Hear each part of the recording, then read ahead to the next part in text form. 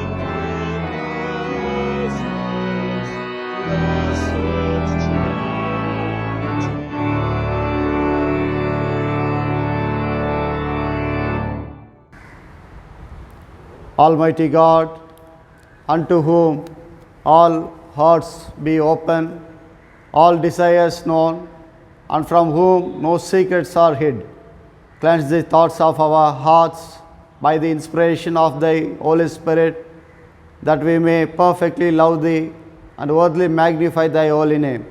Through Jesus Christ our Lord. Amen. Our Lord Jesus Christ said, Hear, O Israel, the Lord our God is one Lord, and thou shalt love the Lord thy God with all thy heart, with all thy soul, with all thy mind, and with all thy strength. This is the first commandment. And the second is like it, namely this: thou shalt love thy neighbor as thyself. There is none other commandment greater than this. On these two commandments hang all the law and the prophets. Collect. Almighty and ever living God, you have given us grace by our confession of faith to acknowledge and worship the eternal Trinity in the majesty of unity. Keep us steadfast in this faith and worship, and bring us at last to see you in your eternal glory. Through Jesus Christ our Lord, who lives and reigns with you and the Holy Spirit, one God, now and ever. Amen. According to St. John chapter 4, verses 15 to 26. Gospel according to St. John chapter 4, verses 15 to 26. The woman saith unto him, Sir, give me this water, that I thirst not, neither come hither to draw. Jesus saith unto her, Go, call thy husband, and come hither. The woman answered and said, I have no husband. Jesus said unto her, Thou hast well said, I have no husband. For thou hast had 5 husbands, and he whom thou now hast is not thy husband. In that saith thou truly. The woman saith unto him, Sir, I perceive that thou art a prophet. Our fathers worshipped in this mountain, and ye say that in Jerusalem is the place where men ought to worship. Jesus saith unto her, Woman, believe me, the hour cometh when ye shall neither in this mountain nor yet at Jerusalem worship the Father. Ye worship, he know not what. We know what we worship, for salvation is of the Jews. But the hour cometh, and now is, when the true worshipper shall worship the Father in spirit and in truth. For the Father seeketh such to worship him. God is a spirit, and they that worship him must worship him in spirit and in truth. The woman saith unto him, I know that Messiah cometh, which is called Christ. When he is come, he will tell us all things. Jesus saith unto her, I that speak unto thee am he. Here ends the gospel reading.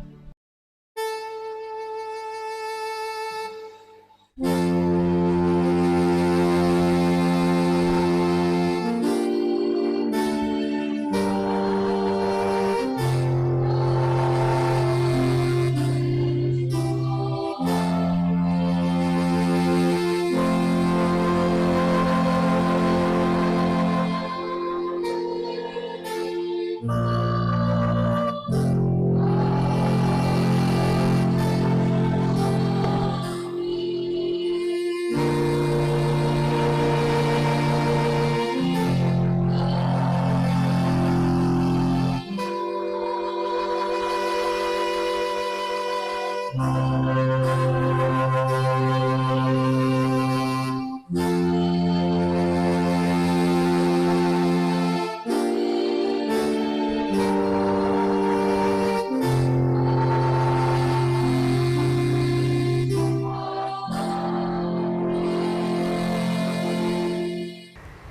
greet you all in the precious name of our Lord and Savior, Jesus Christ.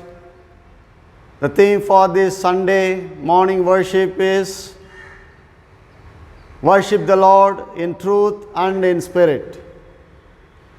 God is a spirit and should be worshipped in truth and spirit. Worship is offered to God alone. Worship is the expression towards God with love, faith, respect, and devotion. All divine glory and honor must be given to God.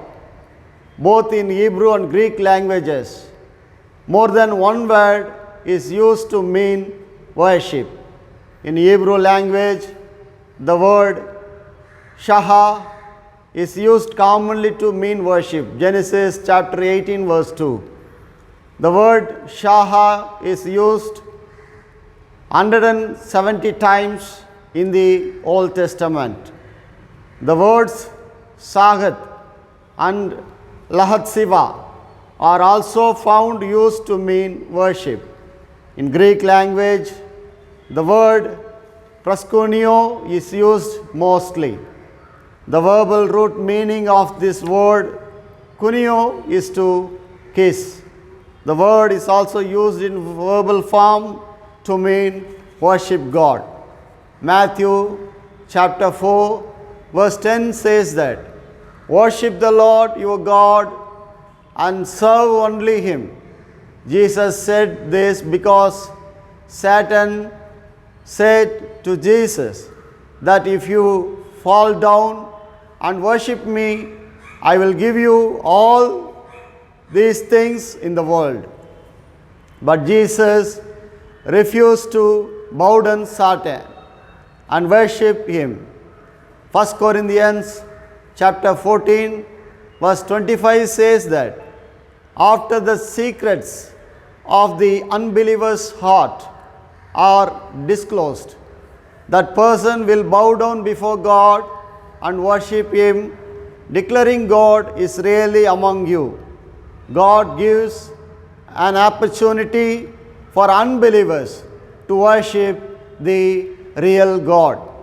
The revelation to John chapter 4 verse 10 says, the 24 elders fall before the one who is seated on the throne and worship the one who lives forever and ever. In this world, we are getting chances to worship God, but John picturizes about the heavenly worship. He is giving hope for heavenly praise and worship. Revelation chapter 5 verse 14 says, and the four living creatures said, Amen. And the elders fell down and worshipped.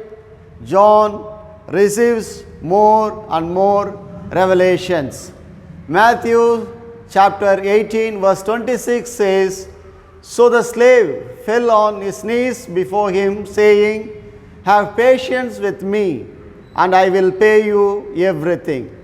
When a man is unable to pay his debt to someone, he fell on his knees instead to settle his debts. Revelation chapter 13 verse 4 says, they worshipped the dragon, for he had given his authority to the beast. And they worshipped the beast, saying, who is like the beast, and who can fight against it? John depicts about the dragon and beast. People, instead to worship true God, they will worship dragon and strong beast as their deity. Revelation chapter 13 verse 8, and all the inhabitants of the earth will worship it, everyone whose name has not been written from the foundation of the world in the book of life of the Lamb that was slaughtered. Those people names not written in the book of life will also worship the beast. Sibomai is another term used in the sense of respecting. Matthew chapter 15 verse 9 says, "In vain do they worship me, teaching human precepts as doctrines." Our respect to God should be true. Matthew cautions about the meaningless worship that we should not follow in our practical life. The Greek word latrio is used really to mean religious ministry and devotion. Philippians chapter 3 verse 3 says, "For it is we who are the circumcision who worship in the Spirit of God and boast in Christ Jesus and have no confidence in flesh." Brothers and sisters, we should not have belief on our own flesh, but we should have spiritual true worship that God likes. Acts chapter 7 verse 42 says, "But God turned away from them and handed them over to worship the host of heaven." And it is written in the book of prophets, "Did you offer to me slain victims and sacrifice 40 years in the wilderness, O house of Israel?" When people of Israel gave sacrifices, burnt offerings, gave in the wilderness for 40 years, God was not happy on those Israelites. Because of that, He handed over to host of heaven to worship. Therefore, we should worship our true triune God. The word ithalotriskio is used to mean the worship spontaneously offered. Colossians chapter 2 verse 23 says, "These have indeed an appearances of wisdom in promoting self-imposed piety, humility, and severe treatment of the body, but they are of no value in checking self-indulgence."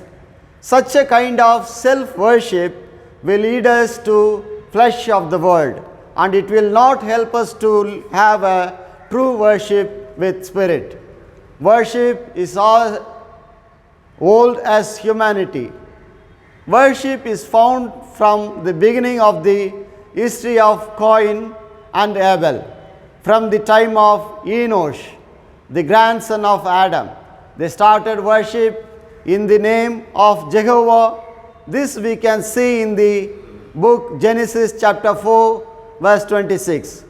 Also Genesis chapter 8 verse 20 says, "Then Noah built an altar to the Lord and took of every clean animal and of every clean bird and offered burnt offerings on the altar."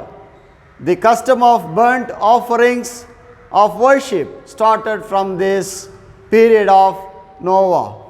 Following this, Abraham and his progeny, who were nomadic shepherds, worshipped the Lord, constructing altars wherever they pitched their tents. Genesis chapter 12 verse 7 says that, "Then the Lord appeared to Abram and said, 'To your offspring I will give this land.' And so he built there an altar to the Lord who had appeared to him." The construction of the altars was very simple, with mud and stone as building materials. All offerings were offered as burnt. Through the incident of sacrificing of Isaac, it is understood that the devotion in the heart of the man is important, and the offered animal is only a symbolic one. Genesis chapter 22 verse 12 and 13. Jacob also worshipped God. Genesis 28:18, 35, 14. When Israel became a nation, arrangements for religious matters became a need. So, in the Mosaic law, new rules and regulations regarding offerings have been given. But the prophets reminded the people every now and then that worship should emerge out of heartfelt love and deep devotion towards God. Let us worship. Let our worship also have these characteristics. The prophet Isaiah witnessed the heavenly worship. He saw the seraphs with 6 wings. With 2 wings they covered their face, with 2 they covered their feet, and with 2 they were flying, and praised God, saying, Holy, holy, holy is the Lord of God of hosts.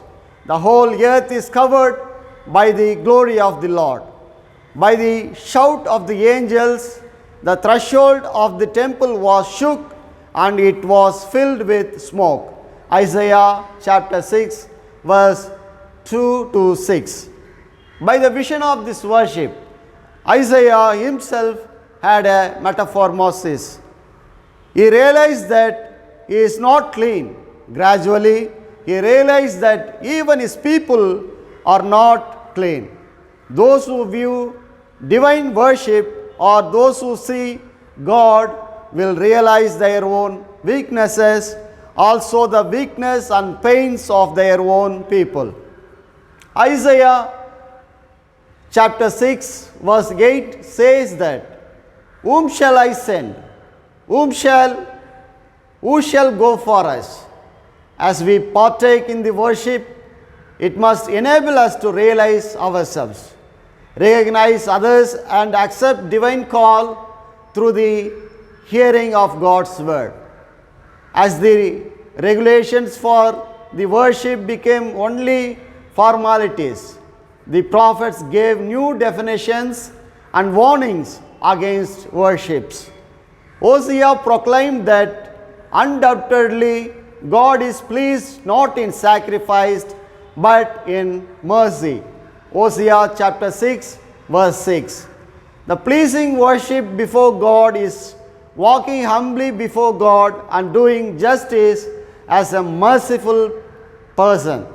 Micah 6 verses 6 to 8. Isaiah also taught that God is not pleased in the worship of the unjust and criminals. Isaiah 1st chapter verses 11 to 20. The true worship is doing good, seeking justice, setting right the intimidated, bringing justice to the orphans, and doing just to the widow. Isaiah chapter 1 verse 17. The new definition of worship that Jesus gave as he was talking to the women at Samaria is noteworthy. The true worshippers must worship God in spirit and truth. John chapter 4 verse 24. Real worship is respecting God truthfully in their own spirit and expressing devotion and love. It is the celebration of the faith of the people. Submitting our deeds with holiness before God is the wise worship. Romans chapter 12 verses 1 and 2. May God grant us grace to worship God in our soul with all truthfulness. Psalms 139, which starts with the words, The Lord has searched me and known me, is a spiritual song of David, which examines the self. During worship, such a self-examination should happen. Paul says in the context of the Lord's Supper that a man should search himself and eat this bread and drink this cup. 1 Corinthians chapter 11 verse 28. He again says, Examine yourselves to see whether you are in faith. Test yourselves. 2 Corinthians chapter 13 verse 5. we should examine whether we are offering a worship in which our members of the body are submitted with life and holiness before God. Romans chapter 12 verses 1 and 2. Thus, our worship will be filled with the Spirit and truth. Amen. May God bless these words. Amen.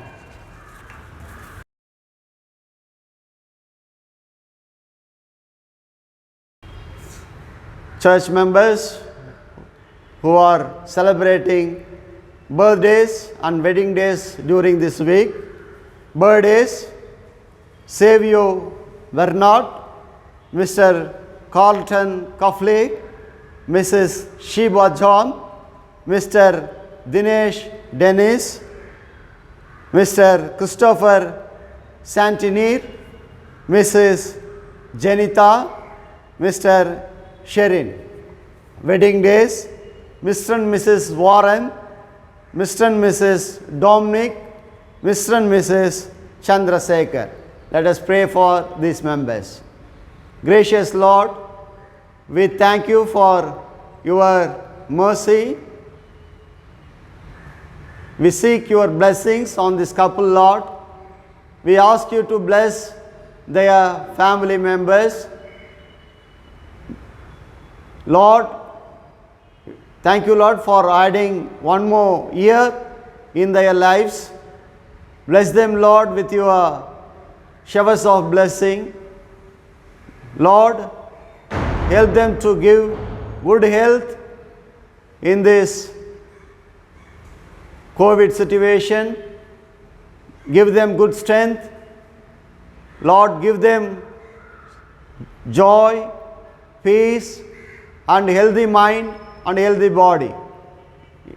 In Jesus' precious name we pray. Amen. Absolution. Almighty God, our Heavenly Father, who of His great mercy hath promised for forgiveness of sins to all them that with hearty repentance and true faith turn unto Him, have mercy upon you, pardon and deliver you from all your sins, confirm and strengthen you in all goodness, and bring you to everlasting life through Jesus Christ our Lord. Amen. Hear what comfortable words our Jesus Savior Christ said unto all that truly turn to Him. Come unto me, all that are heavy laden, and I will refresh you. God so loved the world that He gave His only begotten Son, to the end that all that believeth in Him should not perish, but have everlasting life.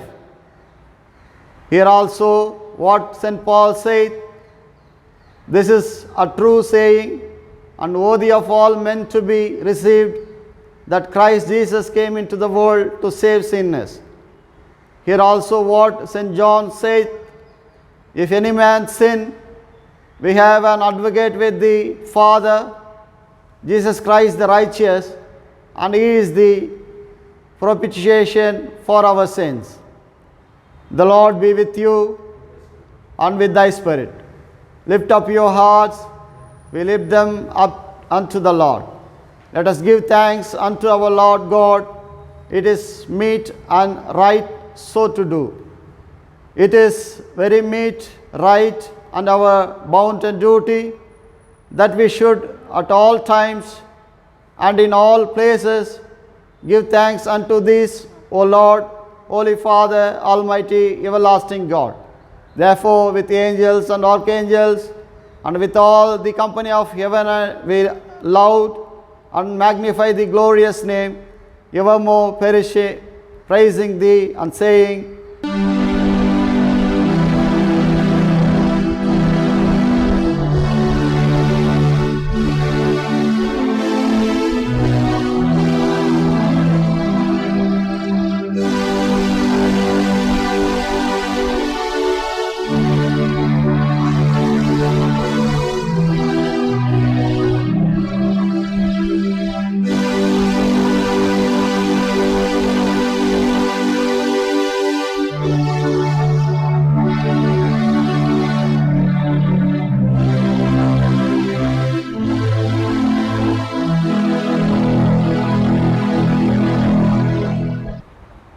Let us say Gloria.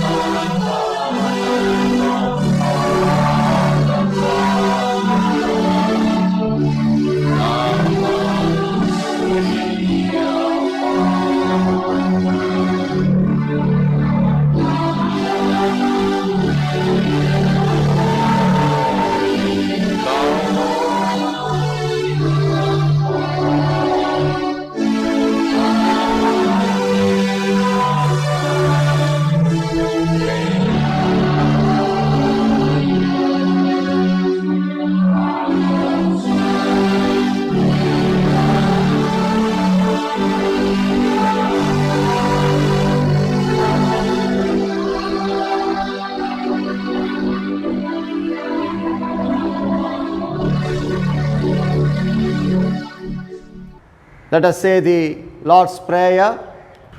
Our Father, which art in heaven, hallowed be thy name. Thy kingdom come, thy will be done on earth as it is in heaven.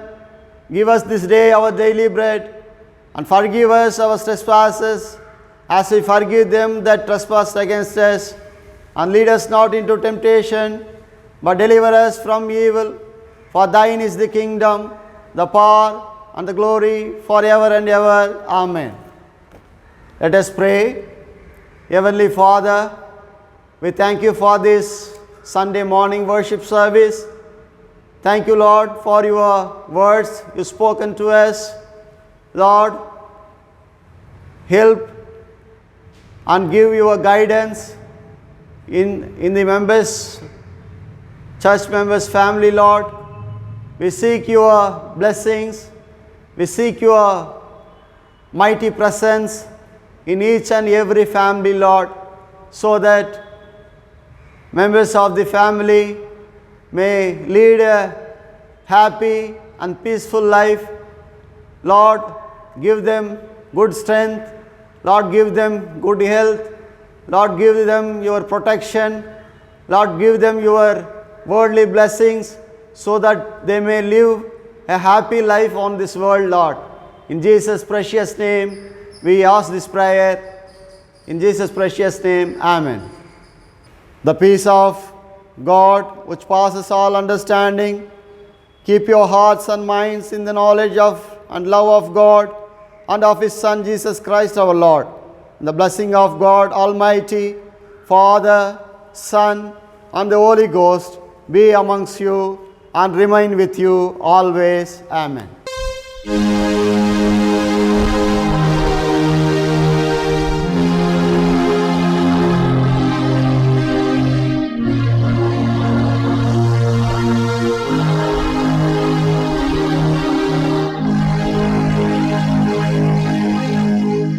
The Lord be with you. Let us go in peace.